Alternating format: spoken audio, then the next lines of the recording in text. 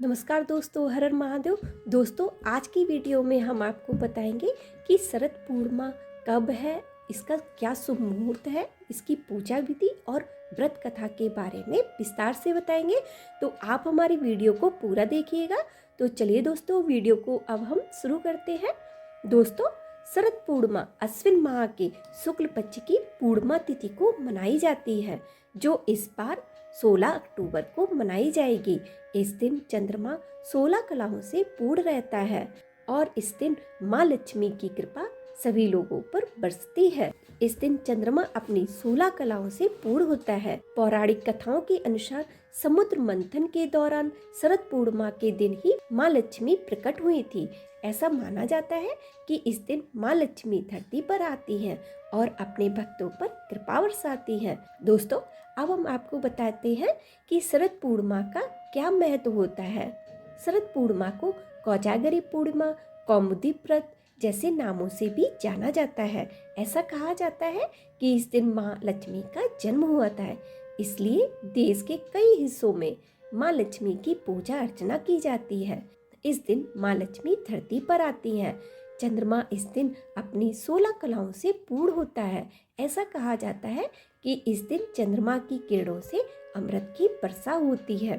दोस्तों, अब हम आपको शरद पूर्णिमा की तिथि के बारे में बताने जा रहे हैं।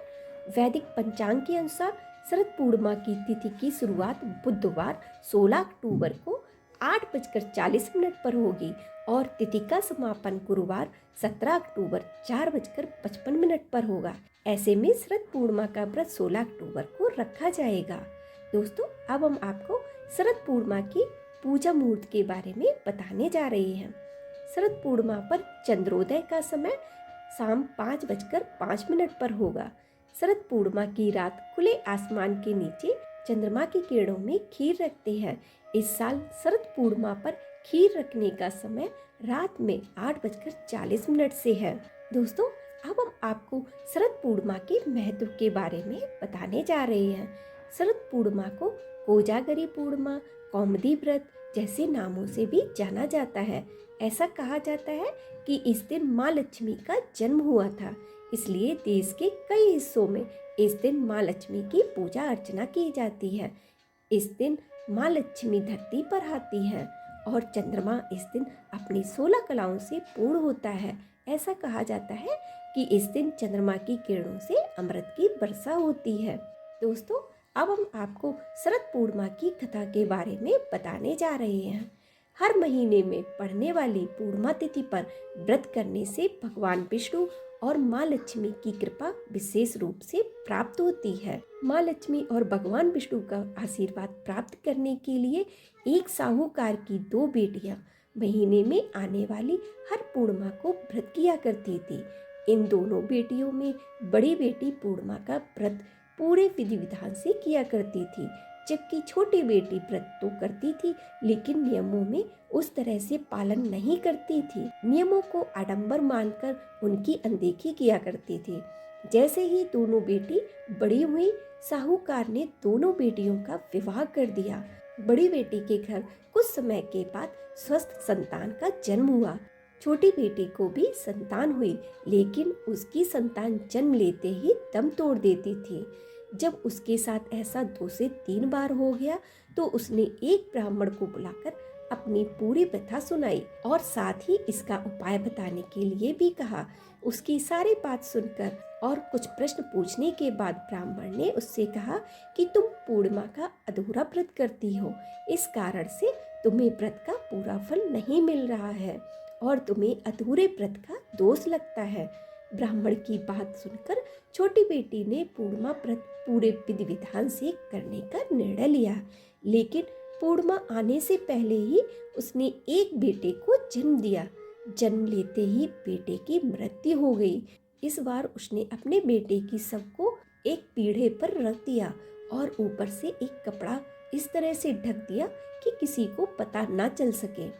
फिर उसने अपनी बड़ी बहन को बुलाया और बैठने के लिए वही पीढ़ा दे दिया।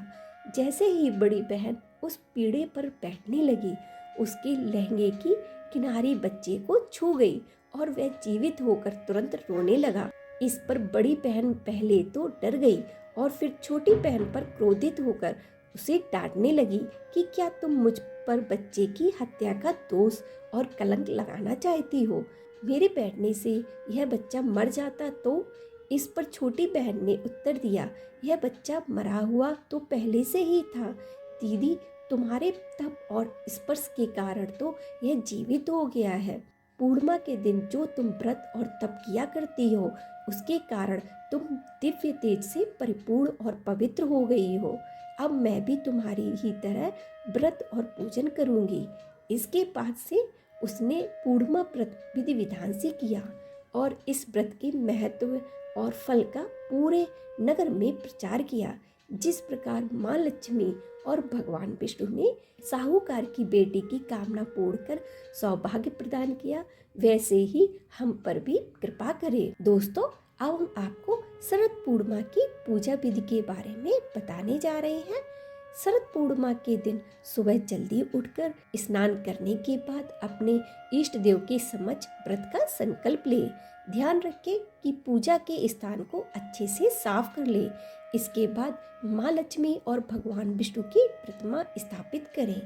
इसके बाद मूर्तियों को उसके आसन पर रखकर जल से पवित्र कर ले। इसके बाद उन्हें गंध, अक्षत, पुष्प, धूप, दीप, नैवेद्य, तांबूल, सुपारी और दक्षिणा आदि अर्पित करें। इसके बाद पूजा और व्रत का संकल्प दोहराएं। याद रखें कि भगवान की प्रतिमा के सामने शुद्ध देसी घी का दीपक जलाएं। साथ ही उन्हें लाल और पीले रंग के फूल अर्पित करें। शाम के समय चंद्रमा निकलने पर मिट्टी के 100 दिए या अपनी सामर्थ्य के अनुसार गाय के शुद्ध घी के दिए जलाएं। साथ ही रात के समय छोटे बर्तनों में खीर रखकर उसे चंद्रमा की रोशनी में किसी छलनी से ढककर रख दे। अगले दिन ब्रह्म मुहूर्त में स्नान आदि करने के बाद माँ लक्ष्मी की खीर का प्रसाद अर्पित करें और फिर प्रसाद के रूप में परिवार के सभी लोगों के साथ खीर। अगले दिन ब्रह्म मुहूर्त में स्नान आदि करने के बाद माँ लक्ष्मी को खीर अर्पित करें और फिर प्रसाद के रूप में परिवार के साथ लोगों के साथ खीर का भोग ग्रहण करें। दोस्तों, आपको हमारी आज की वीडियो कैसी लगी? अगर पसंद आई है तो हमारे चैनल को लाइक, शेयर और सब्सक्राइब करना बिल्कुल भी ना भूलें। वीडियो को पूरा देखने के लिए धन्यवाद।